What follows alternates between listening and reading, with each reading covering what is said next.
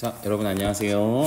자, 오늘은 한글 맞춤법에 대한 내용을 한번 살펴보겠습니다. 교과서 104페이지가 되겠습니다. 자, 교과서 104페이지에 한글 맞춤법이 나와 있는데, 자, 오늘 이번부터는 생각 열기부터 같이 한번 볼게요. 한글 맞춤법에는. 자, 우선 한글 맞춤법의 주요 내용을 한번 살펴봅시다. 먼저 한글 맞춤법의 기본 원리와 내용을 이해해야 하고요. 그다음 한글 맞춤법에 따라 정확한 언어 생활을 하는 게 목표가 되겠습니다. 생각 열기 한번 읽어볼게요. 시조 작품이 가집에 따라 다양하게 표기된 예입니다. 시조가 이렇게 실려 있는 책 이름을 가집이라고 합니다. 그 가집을 이렇게 다양하게 표기했습니다. 여기 1번, 2번, 3번 보이시죠? 이렇게 표기를 했는데, 자, 옛날에는 좀 이렇게 국립국어원 같은 곳이 있었던 게 아니니까 지 맘대로 썼겠죠. 그래서 이렇게 다르게 표기가 됐을 텐데 이 이유를 한번 추측해보자 라고 했습니다. 읽어볼게요. 조선시대 후기에 간행된 여러 책에서는 같은 시조의 작품이 책마다 다르게 표기되어 있었다. 물론 간행 시기는 약간씩 다르겠지만 다 같은 작품이 서로 다르게 표기되어 있어서 이를 읽는 사람들은 어떤 뜻인지 혼란을 느꼈을 것이다. 이처럼 표기 방식이 서로 다르면 의미를 정확하게 파악하기 어려워서 의사소통을 원활하게 하는데 어려움을 겪게 된다. 한글 맞춤법은 이러한 문제에 대응하여 한글의 자모를 정하고 이를 통해 국어를 바르게 표기하기 위해 제정한 것이다. 자, 예상 반응이 한번 봅시다.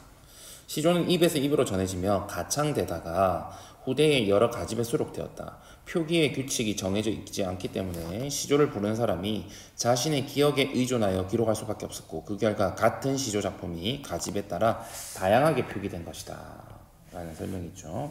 그 결과 같은 시조 작품이 가집에 따라 다양하게 표기된 것이다.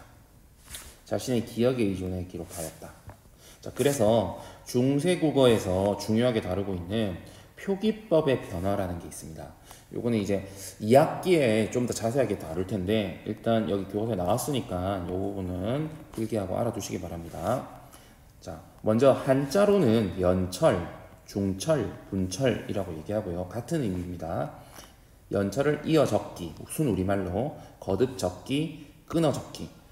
연이 이을 연자고요. 적기가 철, 적글 철이에요. 적는 철. 그래서 철자법 이렇게 얘기하잖아요. 그래서 연철은 형태소 형태소 사이의 경계를 구분하지 않고 소리 나는 대로 표기하는 걸 말합니다. 깊은, 님을 이런 식으로요. 그 다음에 분철부터 볼게요. 분철은 형태소와 형태소 사이의 경계를 구분하여 표기하는 거라서 이렇게 깊은, 님을 현재 우리가 쓰는 게 분철입니다. 근데 중세국어, 그러니까 처음 우리 훈민정음을 만들었을 때는 이런 식으로 썼었어요. 그 다음 임진왜란 이후에 중철이 나타나는데요. 연음이 일어나는 환경에서 앞 음절의 종성과 뒤 음절의 초성이 모두 같은 잠을 표기하여 하는 과도기적 형태. 아무래도 임진왜란과 병자호란이 이어지면서 사람들이 혼란스럽다 보니까 이렇게 피읍이 양쪽에 나타나는, 미음이 양쪽에 나타나는, 그래서 둘 다 나타나는 이런 형태를 중철 또는 혼철이라고도 합니다. 혼철. 혼란스럽다고 해서 우리말로는 거듭적기라고 합니다. 자, 이걸 표기법이라고 합니다. 표기법. 자, 여기 보면 여기 1, 2, 3이 다 다르죠. 군벙이, 매함이, 대하, 나래, 도처. 저희 나래 볼까요? 나래 이렇게 다 다르죠. 나라올라도 다릅니다. 이런 식으로. 이렇게 다르게 기록되었다라는 걸 봤고요. 자, 이제 지식마당으로 가봅시다.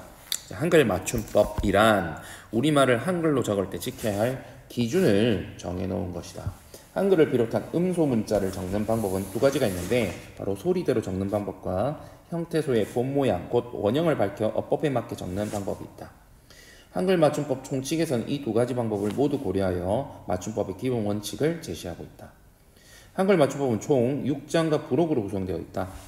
제1장 총칙에서는 한글 맞춤법의 원칙과 띄어쓰기의 원칙, 이렇게 띄어쓰기가 나옵니다. 외래어 표기 원칙, 외래어 표기의 원칙을 제시했고 외래어 표기법은 또 따로 이렇게 제일 먼저 1986년에 이렇게 규정이 정해져 있습니다. 국어의 4대 규범에 들어갑니다. 제2장 자모에서는 한글 자모의 순서, 이름을 제시하고 있다. 제3장에서는 소리에 관한 것, 제4장에서는 형태에 관한 것, 제5장에서는 띄어쓰기, 6장에서는 그 밖의 것을 제시하면서 그 규정을 자세히 설명하고 있다. 부록에서는 문장 보호의 이름을 제시하고 그 사용법을 설명하고 있다. 자, 그래서 한글 맞춤법에 나타나지 않는 것, 이런 식으로 물어볼 수 있습니다. 그래서 띄어쓰기도 있다.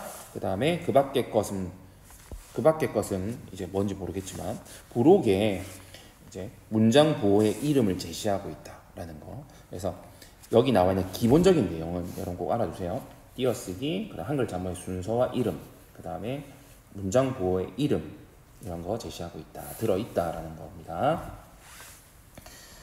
아마 그 밖의 것은 뭐 소리에 관한 것, 형태에 관한 것 이게 핵심인데 이 외의 내용들을 담고 있을 겁니다. 자, 그 다음에 선생님이 이걸 이제 정리한 자료를 가져왔어요. 한글로 우리말을 표기하는 규칙이 전반을 이루는 것을 한글 맞춤법이라고 한다. 현재의 맞춤법은 1933년에 한글 맞춤법 통일안을 기본으로 하여 1988년 1월 문교부가 확정 고시한 것이다. 한글 맞춤법은 우리말을 한글로 적을 때 지켜야 할 기준이 되며 효율적이고 정확한 의사소통을 위해 필요하다. 자, 아래와 같다. 이렇게 정리할 수 있겠습니다.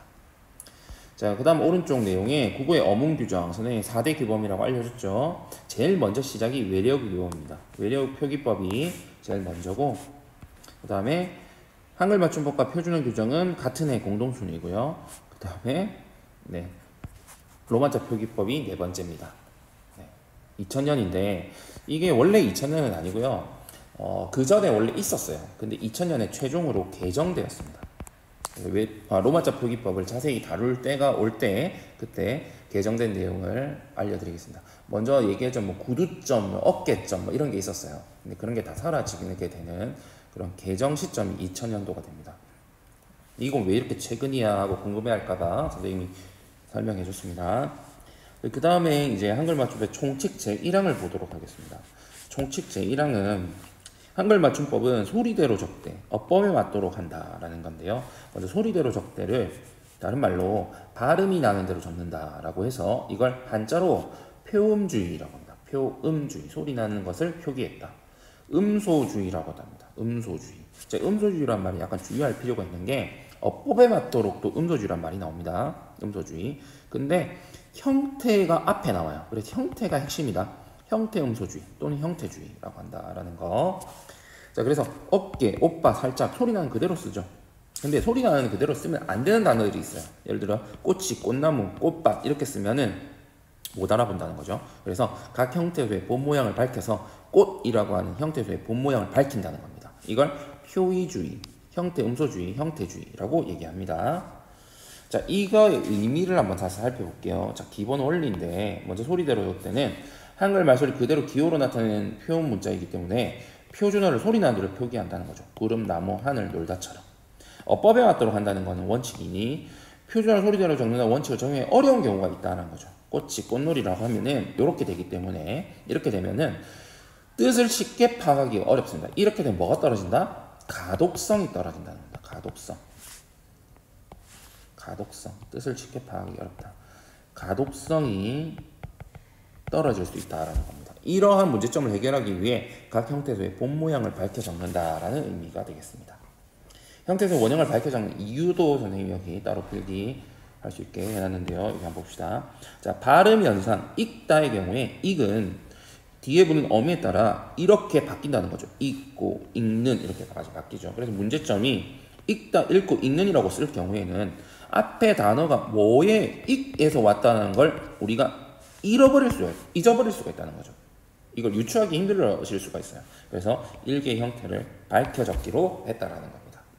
자, 여기까지 영상 마치겠습니다. 수고하셨습니다.